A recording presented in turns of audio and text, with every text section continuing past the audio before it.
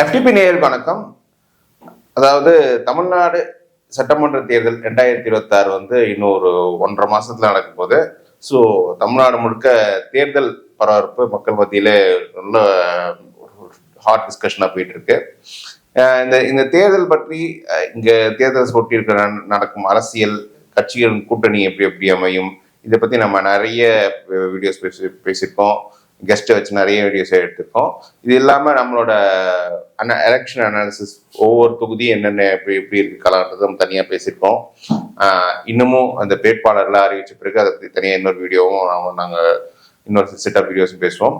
இப்போ வந்து இந்த வீடியோ சீரீஸ்ல என்ன பேச போறோம்னா, இந்த தேர்தலில் ஒவ்வொரு மாவட்டத்தில் இருக்கும் அடிப்படை பிரச்சனைகள் என்ன, பிரதான இஷ்யூஸ் என்னென்ன இருக்கு ஒவ்வொரு மாவட்டத்துல இருக்கு, அங்க இருக்க லோக்கல் பாலிடிக்ஸ் என்ன, அங்க சோஷியல் டைனாமிக்ஸ் எப்படி இருக்கிறத பத்தி ஒரு வீடியோ சீரிஸ். இந்த சீரீஸ் இதை பத்தி நம்ம கூட பேசுறதுக்கு வந்து அரசியல் விமர்சகர் வெங்கட் நம்ம கூட நினைச்சிருக்காரு. வணக்கம் வெங்கட். வணக்கம் அண்ணா. ஸோ வெங்கட் தான் நம்ம கூட இந்த 39 மாவட்டத்தை பத்தியும் ஃபுல்லா பேச போறாரு.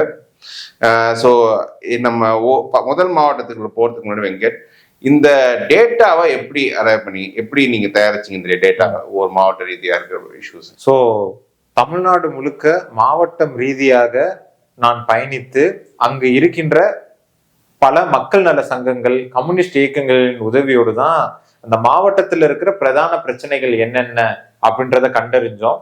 இதை வந்து எலெக்ஷனுக்கு முன்னாடி மக்களுக்கு ஏன் தெரியப்படுத்துறோம்னா, அவங்கவுங்க கான்ஸ்டிடுவன்சில நிக்கிற வேட்பாளர்கிட்ட இதை அட்ரஸ் பண்ணி எங்க மாவட்டத்துல உங்களை ஜெயிக்க வச்சா நீங்க இந்த இஷ்யூஸ் எல்லாம் சார்ட் அவுட் பண்ணி தருவீங்களா அப்படின்ட்டு மக்கள் கேட்கணுன்றதுதான் இந்த இனிஷியேட்டிவ்க்கான மெயின் ஏமே. ஸோ அதன் அடிப்படையில தான் இந்த மாதிரி இந்த என்டையர் டேட்டாவும் ப்ரிப்பேர் செய்யப்பட்டது, நம்ம பிளான் பண்ணோம். ஸோ முதல் வந்து எஃப்டிபி வம்சி அவர்களுக்கு என் முதற்க நன்றி கலந்த வணக்கங்கள். ஏன்னா தங்கள் வாயிலாக மக்களுக்கு அந்தந்த மாவட்டத்துல இருக்கிற பிரதான பிரச்சனைகளை கடத்துறதுக்கு ஒரு வாய்ப்பு தந்ததுக்கு நன்றி. ஸோ இப்போ நம்ம இந்த அனாலிசிஸ் வந்து என்னன்னா, நம்ம தெற்கு நின்று வடக்கு டைரக்ஷன்ல நடத்தலாம். ஸோ தெற்கு நின்று ஆரம்பிக்கும் போது தமிழ்நாட்டின் கடைக்கோடி பகுதியான கன்னியாகுமரி மாவட்டத்தில் ஆரம்பிப்போம். ஸோ அந்த கன்னியாகுமரி மாவட்டம் அது யூஸ்வல் தமிழ்நாடு பாலிடிக்ஸ் வந்து கொஞ்சம் டிஸ்டிங்டா இருக்கக்கூடிய ஒரு டிஸ்ட்ரிக்ட் தான் கன்னியாகுமரி டிஸ்ட்ரிக்ட். அங்கே இருக்க பாலிடிக்ஸ் வேற மாதிரி இருக்கும், கொஞ்சம் ரிலீஜியஸ் பேஸ்டான பாலிடிக்ஸ் இருக்கும். ஸோ கன்னியாகுமரியில தான் இருக்கும். ஸோ கன்னியாகுமரியை பற்றி உங்களுடைய ரிசர்ச். முக்கடலும் சங்கமிக்கும் இடம் கன்னியாகுமரி. மேற்கு தொடர்ச்சி மலைக்கு இடையிலான நிலப்பரப்பை தான் நம்ம கன்னியாகுமரி மாவட்டமா ஃபார்ம் பண்ணி வச்சிருக்கோம். 30% நிலப்பரப்புல வந்து அங்க காடுகள் தான் இருக்குது.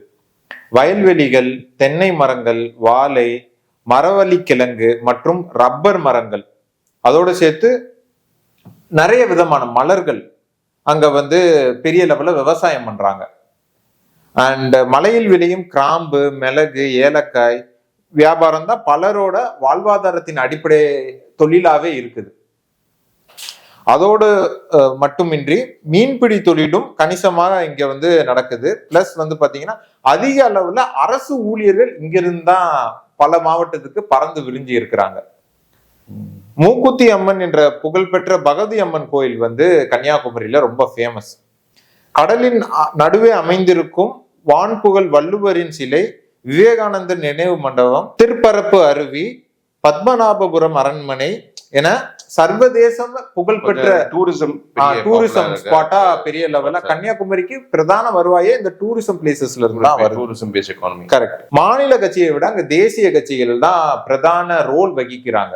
காங்கிரஸும் சரி, பிஜேபியும் சரி. அது வந்து ஒரு விதமான கன்சால்டேஷன் நடக்கிற ஏரியா. சரி, ஓகே. இங்க வந்து போலரைசேஷன் வந்து நம்ம தெரிஞ்ச வரைக்கும் நீங்க ரிலீஜியஸ் பேஸ் போலரைசேஷன் அப்படின்னு, ஆனாலும் உள்ளுக்குள்ள ஒரு காஸ்ட் கரெக்ட் இதுவும் இருக்கு.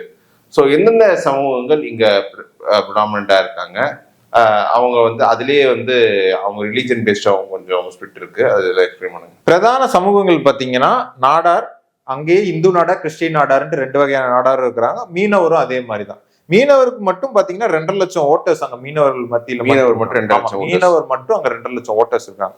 அதுக்கு பிறகு எல்லா சமூகத்தில இருந்தும் ஒரு மாதிரி கொலாப்ஸ்டா கிறிஸ்டின்ஸ் இருக்கிறாங்க. சரி, இப்போ வந்து இந்த 6 கான்ஸ்டியூன்சி, ஒவ்வொரு கான்ஸ்டியூன்சில எப்படி டெமோகிராபிக்ஸ் இருக்குன்னு பேசலாம். அங்க என்னென்ன கான்ஸ்டியூன்சி இருக்குன்னா கன்னியாகுமரி, நாகர்கோயில், குளச்சல், பத்மநாபபுரம், விளவங்கோடு, கிள்ளியூர், இதுதான் பிரதான 6 கான்ஸ்டியூன்சிஸ் அங்க இருக்குது. ஓகே, இந்த கான்ஸ்டியூன்சிஸ்ல இருக்கக்கூடிய மக்கள் பிரச்சனைகள் என்னென்ன போயிட்டு இருக்கு? அங்க பிரதான பிரச்சனைகள் என்னென்னா கடற்கரை இணைப்பு சாலைகள் வந்து உருவாக்க வேண்டும். அது டூரிஸ்ட பெரிய லெவல்ல பூஸ்ட் பண்ணும், வருவாயும் அந்த மாவட்ட ரீதியா பூஸ்ட் பண்ணும் அப்படின்ட்டு அந்த மக்கள் கருதுறாங்க.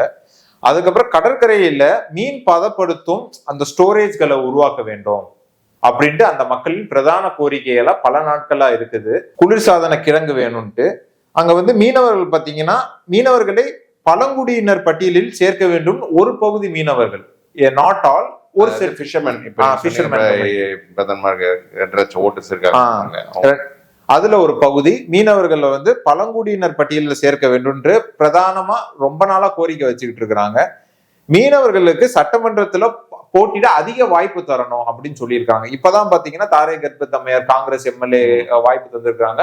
அது மட்டும் போதாது, இன்னும் அதையும் அதிகப்படுத்தணும். ஏன்னா மீனவர்கள் ரெப்ரசன்டேஷன் இல்லைன்ற மாதிரி இன்னும் அந்த கம்யூனிட்டியில இருக்குது. என்னதான் இப்பதான் ராஜ்யசபா எம்பியா திரு கான்ஸ்டன்டைனுக்கு கொடுத்துருக்காங்க, பாரதராஜகுல மீனவர்.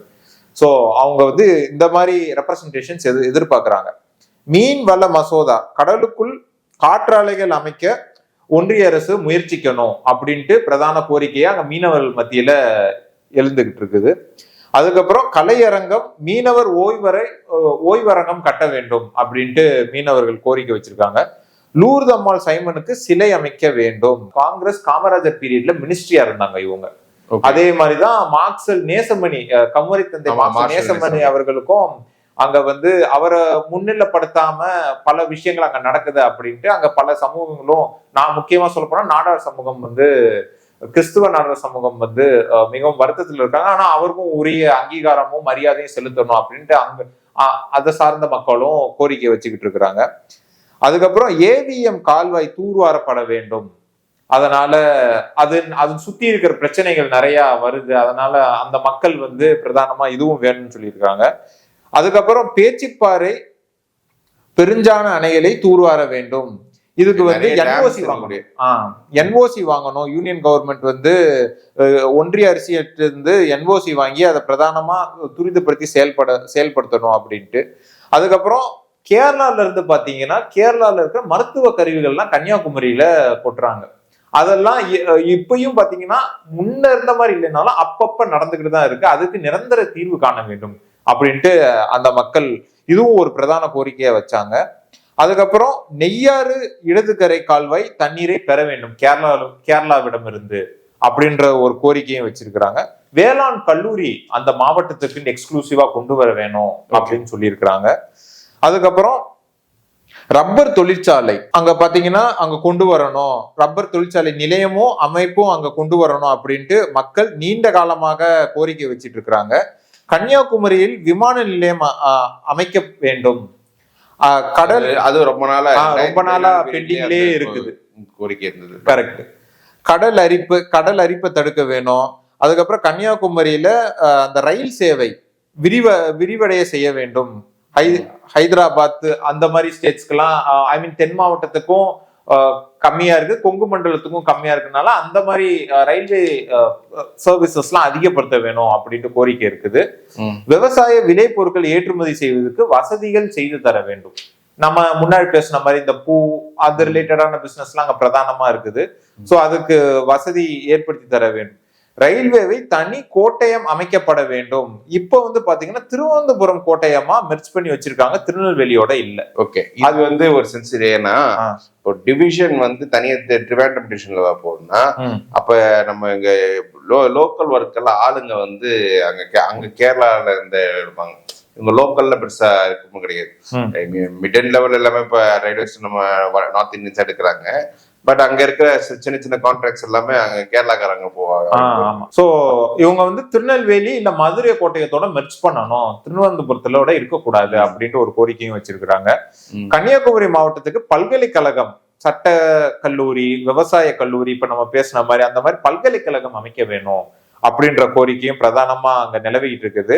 நாகர்கோவில் தாம்பரம் ரயிலை தினசரி இயக்க வேண்டும். இப்ப வந்து தினசரி இல்லை. அதுக்கப்புறம் புவிசார் குறியீடு பெற்ற கன்னியாகுமரியில கிராம்பு, மார்த்தாண்டம் தேன், மட்டி வாழைப்பழம், நெட்டை ரக ஈத்தமொழி, தென்னை மரம், மயிலாடு கற்சிற்பம், நாகர்கோவில் நகைகள் ஆகியவற்றுக்கு உலக அளவில் சந்தைப்படுத்த வேண்டும் அப்படின்ட்டு கோரிக்கை வச்சிருக்கிறாங்க. போர்ட்ஸ், அங்க இந்த ஹார்பர் போர்ட்ஸ் நிறைய கன்ஸ்ட்ரக்ட் பண்ண வேணும் அப்படின்ட்டு கோரிக்கை வச்சிருக்கிறாங்க. அதோடு மட்டுமின்றி ஆபத்து காலங்களில் மீனவர்களை காப்பாற்ற ஹெலிகாப்டர் தளம் அமைக்க வேண்டும் அப்படின்ற கோரிக்கை மீனவர்கள் மத்தியிலிருந்து எழுந்திருக்குது. அதுக்கப்புறம் தோவாலை மலர்களை பயன்படுத்தி நறுமண பொருட்களை தயாரிக்க தொழிற்சாலை அமைக்க வேண்டும் அப்படின்ற கோரிக்கை அங்க விவசாயிகள் மத்தியில எழுந்திருக்குது. தங்க நாரக சாலை திட்டம் கன்னியாகுமரியில் 10 ஆண்டுகளுக்கும் மேலாக கிடப்பில் இருக்கிறது.